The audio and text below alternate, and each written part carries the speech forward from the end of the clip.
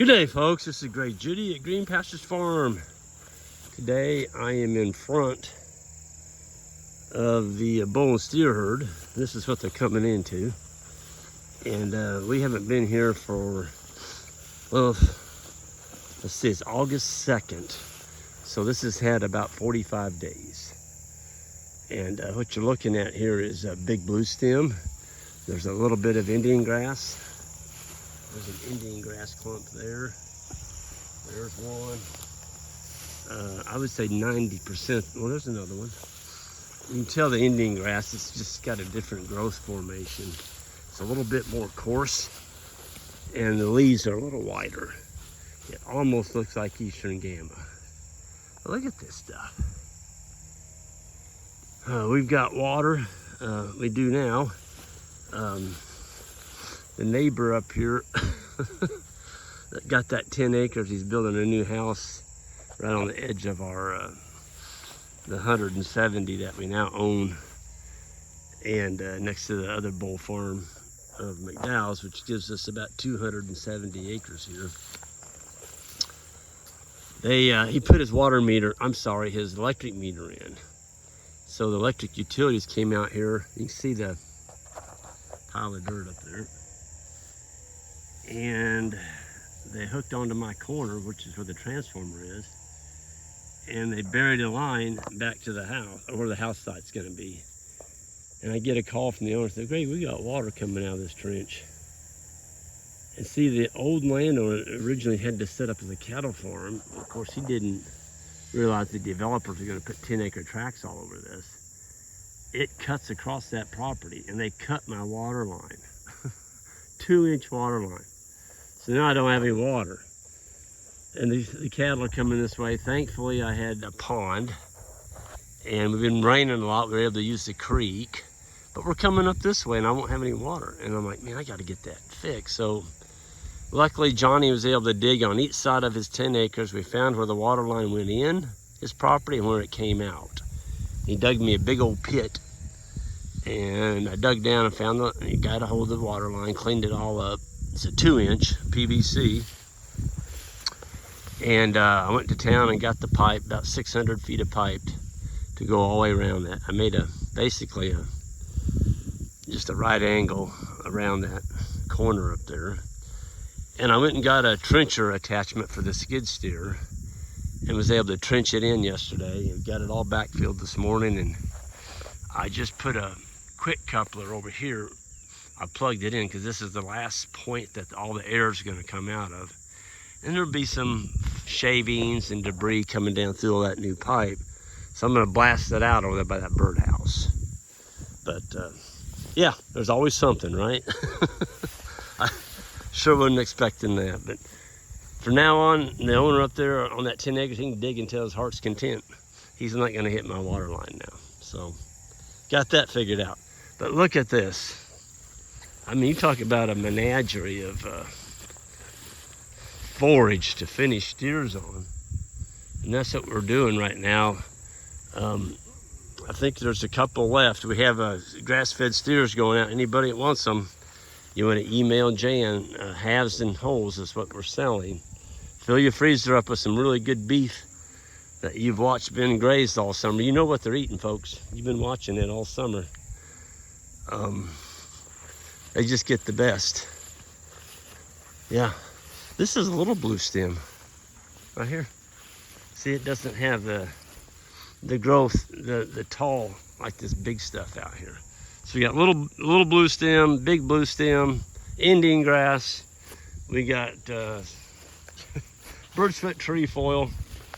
We have just a carpet of Korean Lespedeza, purple top.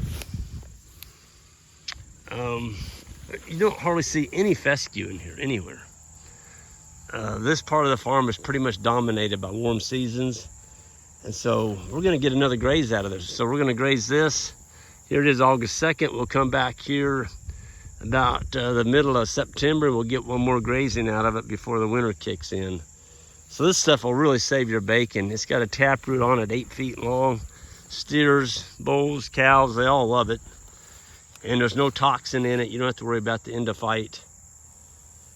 like you do with fescue. It doesn't have any of that. And you can tell when you put steers and the bulls in on this, when you come back, there's not a single plant that they haven't taken the leaves off of. They really enjoy grazing it. It's almost like they have a smile on their face. And you can just see the pounds they gain pounding on them as they take each bite. So those of you all want some really healthy beef, grass finished beef for your freezer, here it is. We're not feeding any grain. There's a lot of guys promoting grain feeding now. I don't get it, but they're promoting grain feeding on grass in the summertime to keep their animals gaining weight because they're grazing plants that are too mature. And you know, if you want to give all your money to the grain guys, I guess that's fine. We're not going to do that. We're going to keep the money in our pocket. We sure don't need to be feeding grain to beef cattle, just so they'll breed back. That doesn't make any sense at all. But we've got a really good stand here. We're excited about it. I know the steers and the bulls are going to be excited when they get here. So if you want a grass-fed steer, just email Jan. It's on our website. You can get her email address there. Just email her. And our website is greenpasturesfarm.net. I think there's a couple left. Sales have really been brisk. I made a mention of it, I think like 2 videos ago, and people jumped on them. So some people are going to have some really healthy meat to feed their families. And yeah, I just wanted to cover that a little bit. So we had a guy say, well, you know, I'd never pay, you know, $8 or $9 a pound for grass finished meat hamburger. I'm like, you know, as he's paying his ticket at the restaurant, you know, his buddies went out, it was $100 a plate. But people won't pay $8 or $9 to a farmer to raise healthy meat so that their kids and their family be healthy, maybe not have so many doctor bills as they get older. Is it expensive? No, not when you look at that. You can't buy your health, folks. Steve Jobs, he was one of the wealthiest guys, founded Apple Computers. All the money in the world couldn't save that man's life. I'm not saying if he'd ate beef, grass-fed beef, it would have made any difference. He had cancer, but I'm just saying you can't buy health. And your body is if you look at it like a tractor or an ATV or a combine or a truck, bad fuel put into that machine, you're going to get bad performance out. So you're eating crappy food, what do you think your body's going to do? That's right, it's going to rebel.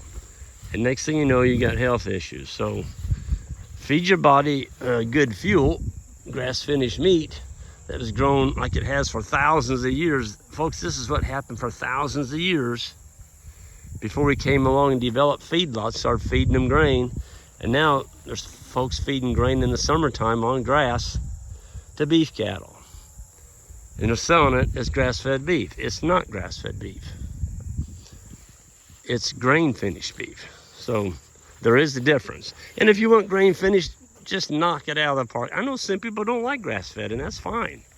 We live in a world where we can decide what we want, and that's your prerogative.